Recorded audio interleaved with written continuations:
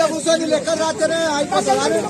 Survey చేయాలి, survey చేసి ఎవరికి ఉంది ఏం కథ అనేది రాయాలి. నేను ఉన్నాను అన్న అన్న రిక్వెస్ట్ అన్న దయచేసి ఇప్పుడు పంపిన లిస్టు వాళ్ళు 3-4 కలిసి అది చేసి అది కరెక్ట్ కాదు. 90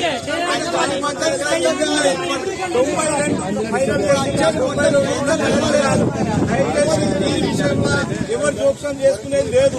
సారు మర్రా దాన్ని ఏం చెప్తాడు దాన్ని విన్నాకనే చేసుడు, అంతసేపు ఏది లేదు. ఇప్పుడు అది ఎంతమంది కావాలి మీరు ఒక లిస్టు తయారు చేయండి. మాట్లాడదాం